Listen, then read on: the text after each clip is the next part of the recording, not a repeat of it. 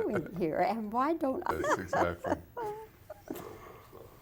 All right, at about this level, I shall be talking with Jonathan Taplan. You want any of my voice level? Is that okay?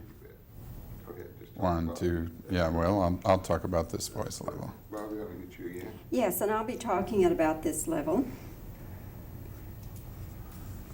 Jonathan Taplan. Your role. His picture is K2. All right. Well, Jonathan, welcome to Dallas and to the USA Film Festival. We're Thank you happy very to much. have you and happy that your picture is a part of the festival. I have seen K2, and as I was telling you earlier, I'm a person who gets vertigo on a stepladder, so you can imagine I had a few bad moments. Actually, as I watched the picture, I kept trying to see if there were any fake mountains used any place. Are there? No, everything is done on real locations. It was shot in 3 parts of the world, and there isn't a single process shot or anything fake in the whole movie. It's one of the things we're most proud of, in the sense of there's a real sense of reality in the picture, and that's what we strove for from the very beginning. Can you do that one more time? I Yeah. apologize. Also, Okay. you had him looking over to the side. All right. Would you want me to look? No, Just look at me you. and- Yeah, and- right, okay. I Oh, apologize. thanks. We're All right. rolling. Let's try that again. I can just, No, you're perfect. okay. You want me to go through that question again? Yes. Yeah, okay. Jonathan, as I was watching K2, I kept trying to see if I could detect any fake mountains. Were there any? No. One of the things we're most proud about is that it was a picture that's done all on location. There isn't a single process shot. There's no back projection. And it was done on 3 very tough mountains. And that's part of the joy of the picture, is it's so real, I think. How did you ever get actors who could or would agree to participate in the things they had to do? Well, it's interesting because, you know, there were a lot of actors who'd seen the play who were interested in playing it. But when we got down to talking to them about the kind of conditions that they would be on and living on top of a mountain for 4 weeks in tents, which is what we had to do at a certain point, a lot of them thought it was a little more than they wanted to handle. But luckily, Michael Biehn and Matt Craven were willing to rise to the challenge, and they had been friends for years, and they kind of egged each other on to take more chances, and I think that's part of the joy of the relationship of the picture, is that relationship. And they went through the most harrowing circumstances for an actor. You know, it's the opposite of what's thought of actors in their Winnebagos and 10 feet away from the set and everything. They never had anything like that. Jonathan, I just cannot comprehend a person who isn't a professional climber agreeing, I don't care if they are strapped on, I can't comprehend that they would be willing to hang out there by their fingernails and even to be dangling from a line. Tell me how you accomplished that. Well, there are a couple of stunt doubles in certain of the absolute most dangerous situations. I mean, just insurance company would have never allowed us to really. But in general, both Michael and Matt did do a lot of very dangerous stuff. But we had a safety man whose whole job was just to make sure everybody was roped in and double roped in. And after a while, the boys they'd gone to climbing school for about 4 weeks, and they'd gotten a certain amount of confidence themselves in being able to handle it. And we did the rock climbing sequences first. And that was the real test, because as you can tell in the picture, that's the scariest part of it, when you're dangling over the edge. And once they got through that, then the snow climbing sequences were less frightening, and they kind of adapted to it. As far as you know, Is the story authentic, or is there a lot of Hollywood gibberish in it? Well, a lot of climbers have seen it. Jim Wickwire, Lou Reichert, a lot of people who've been to K2 have said that this is the most realistic movie about climbing that's ever been made. So I take it as a compliment to us, and I think it's really true. One said that a lot of the problems that happen were compressed all into one exposition, as they might have been happening over 2 or 3 different expeditions. But everything that happened has happened to climbers there. Were there any injuries either to members of the crew or to the actors? No, there wasn't. I mean, the safety expert was a real cop. And although we may have resented him at times, he had a crew of 5 people, and they had they had yellow parkas, and they were allowed to stop the filming at any time when they thought we were in danger. They were always out ahead of us testing for crevasses or things like that. And they really made sure, and nobody was hurt. Nobody even, got hurt in any way. So we were lucky, I guess. Were your insurance rates just triple what they would be on any other picture? Not really, because we were able to prove to them that we were taking the most careful situations, and the insurers were there in the very first sequence in the rock climbing, and then they were satisfied that we were really doing everything with the utmost safety in mind. What was your budget for the picture? It's about $15 million in all. It was $14 million plus financing charges. And so the director brought it in on time? Absolutely. And on budget? Absolutely. Yeah. Well, that's not very much money in this Well, day and time. it's not a lot of money at all. And considering that we had tremendous weather problems, the winds would kick up part of the film was shot in British Columbia, and the winds and the snow was so heavy and that sometimes we would get only 3 or 4 hours a day to film. And the weather was constantly changing on us, and we had to kind of adapt to it and try and make it work. But Frank Rodham did an extraordinary job given the conditions that he was under. And when you had to go from a base camp and helicopter men up to 16,000, 17,000 feet, drop them off, go back and get cameras, and then finally bring up the actors. By the time you got started, it was 11, 12 in the morning, and then the sun would be gone by 4, so it was hard. What were some of the other problems connected with the picture?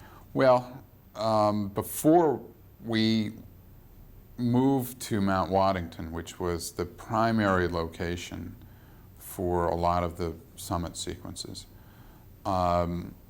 we had built this camp on a glacier, which was for about 60 people, and were large tents and a commissary and everything you would need. And a gale came in of about 115 miles an hour and totally picked up the whole camp and put it down the mountain about 5 miles. And so we had to start all over again. Those kind of things were always happening. One time while we were shooting,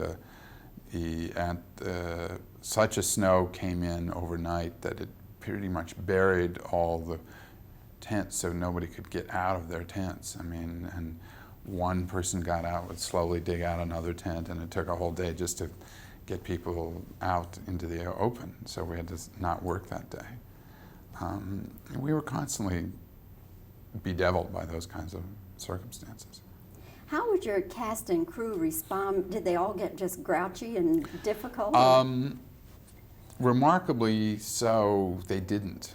It was really extraordinary, the sense of pulling together, in the sense that they were in it. We broke up the shoot in ways so that there was only one period of like 4 straight weeks where they were literally stuck up on this mountain encampment. And then we came down to another place that was more like a ski resort where we would do close-ups and stuff like that, where we'd go up a ski lift and then take cats to the back of a mountain. And in the middle was a trip to Pakistan where the real K2 is. And that was a trip that was more exotic and a whole different look, but gave the picture its sense of reality and place. So it was broken up enough so that nobody had too much chance. I mean, I had just been on a film before that I had produced with William Hurt called Until the End of the World, and it was, again, a trip around the world, and there were far more problems of cast and that than this. So it was, again, a tribute to Frank and Michael and Matt and Tim Van Rellen, the line producer, that it went that smoothly. You must have had one heck of a wrap party. Absolutely. We were so happy to be off the mountain and just to be warm. Absolutely. Just a chance to thaw out. Yeah, exactly. I mean, you're saying only 4 weeks on top of the mountain. It would seem like an eternity. Oh, I know. Okay. Hang on just a second.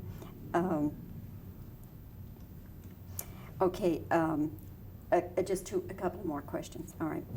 I'm anxious to know about equipment. Seems like there would be just a nightmare with equipment and cameras. Well, we had these special heated Barneys for the Ariflexes, and it managed to keep it from freezing up. I mean, Ariflex has thought about this a lot, and it's plugged into batteries and kind of keeps the camera warm at a certain point. I mean, it's not, you're certainly not worrying about light in that kind of world. It's bouncing, the director of photography used big sheets of plywood, plastic, whatever, to bounce light, but they never had to carry any lights up there. But we did, we were always battling the elements, that's for sure. Did you use any stock footage at all as far as the scenery? No. Everything there was something we shot. The scenery is so spectacular. Yeah, it is. It's extraordinary. Yes. People talk about one of the reasons they like climbing mountains is the kind of clarity of light and air, and you really feel it when you see it in that picture. You almost can breathe the oxygen there. It's so clean. One of the things that I read is that as far as K2 is concerned, that only 71 people have reached the summit, and of the 71, 27 died. Yeah. Well, it's why they call it the Savage Mountain, or Killer Mountain, because unlike Everest, which is really more an endurance climb, Everest is nominally, I think it's about 500 to 1,000 feet taller than K2. K2 is the second tallest mountain in the world. But Everest is, once you get to the top, it's kind of a gradual angle snow climb just to get there, and it's pure endurance. K2 is almost rock and sheer faces all the way to the top. And there's no easy route to go up it. And it's claimed, for a long time it claimed more than half the people that climbed it died, or tried to climb it died. And it's considered much more a challenging climb than Everest, although it's not quite as well known. Jonathan, this has nothing to do with K2, but if you'll indulge me just this one question. This week, Wall Street Journal had a story about James Cameron's new deal with 20th Century Fox, and I'm sure you're familiar with the terms of it. It's a $500 million deal and 12 pictures. But what is so incredible is that he's going to own the pictures. So I'd just like to get your reaction to that. Well, I think it's partially the way that everything's going to move on in the future. I mean, I've been financing my pictures by splitting the rights for the last 3 years, i.e. selling the U.S. majors only the North American rights, which is what Cameron did. He has his ownership by splitting up the rights and letting Fox take North America, and he will then have control by selling the rest of the world himself. And if you look at what's happening, whether it's JFK or a lot of pictures that have come out this year, they're done that way. It's partially a factor of the American majors aren't quite as rich as they used to be and don't want to be quite in as high a risk profile. It's partially a factor of major filmmakers have access to this kind of foreign capital and are going to take advantage of it to give themselves more power and more control. And it's inevitable that huge forces like Canal Plus in France and the Agnelli family in Italy are going to be wanting very much to be involved in controlling kind of pan-European rights.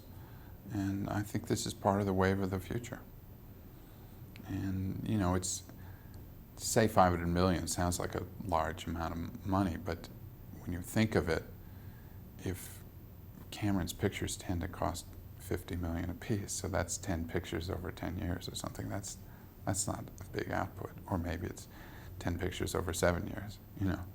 I mean, and maybe they'll only be paying for half of the budgets. So it's an interesting deal, and it's a good deal for Jim Cameron, and I know that Jeff Berg, his agent at ICM, did a brilliant negotiation with it, and they've been heading in that direction, but we'll see. And this precedent, you think, will help all the rest of you? Yeah, because I think independents have to find a way to really survive in the fact that, on one hand, major studios are controlling more and more of the U.S. business. All the smaller U.S. distributors are going out of business, whether it was Vestron or De Laurentiis or even Carolco is suffering. So on one hand, the majors are becoming more and more dominant. And on the other hand, the filmmakers are becoming more and more important. I mean, a writer-director like Cameron or Oliver Stone wants very much to control his own destiny. The only way he can do it is by making these kind of alliances where he lets a major take a good part of his output for the US and Canada and then sells the rest of it to big, large foreign companies. And he controls the negative. Well, he does and he doesn't. I mean, he will, if Fox is going to put up 25 million a picture, they'll own it for, you know, if they put up 50% of the budget, they're going to own the rights to that, the distribution rights, for many, many years. You know, maybe 50 years. So even though he may nominally own the copyright, they own the distribution rights, and that's the only thing, in the end of the day, that is anything meaningful. I mean, in some ways, he controls his own pictures. Probably in that if he wants to make a picture within certain budgetary ranges, he gets to make that picture. So that's great. Good for him. Jonathan, thank you for your time, and I hope that K2 just soars for you, not to make a bad metaphor. Thank you. Okay. All right.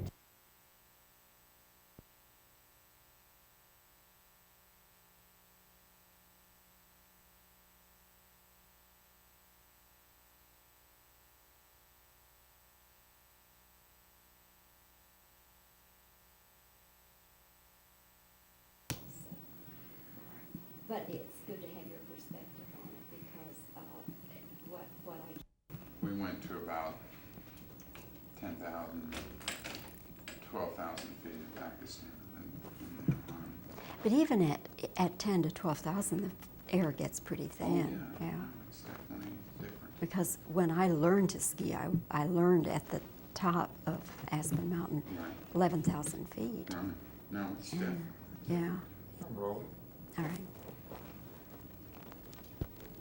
Jonathan, in this movie, K2, were there any fake mountains used?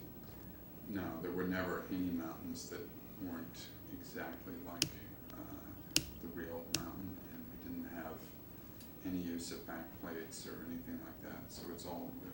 That's fine. Could it be called Silicon Mountain?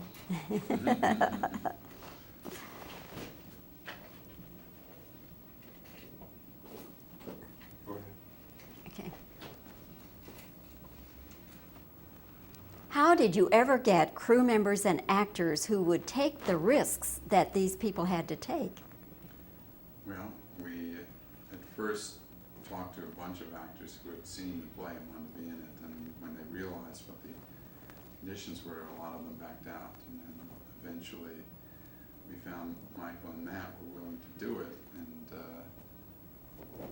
they understood the kind of conditions and were willing to go with it. Even though you took all the safety measures you could take, did you have any injuries or mishaps? No, we had a very strong safety director who made sure that nobody was allowed to do anything untoward. Everybody was roped in and everything, and so we had very good control of that. What were some of the problems you encountered doing K2?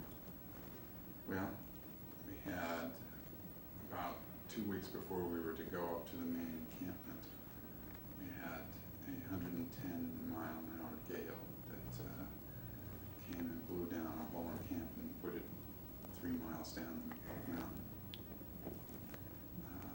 That's fine. That's fine. Let's see.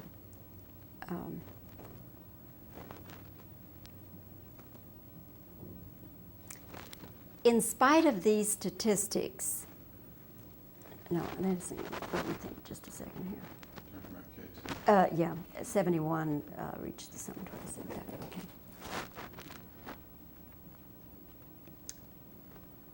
Well, let me go on to something else for the moment.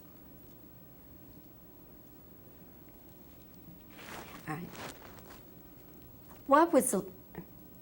What was it like for the cast and the crew as far as being on location? Well, they had to live in a kind of very small encampment at about 11,000 feet on a glacier for 4 weeks in a row. And it was living in tents, no way to get out, no television, nothing else but staying there and working 6 days a week. So it was very rigorous. It got snowed on, everything. I think that'll get it, Fred. Okay. Yeah, thanks.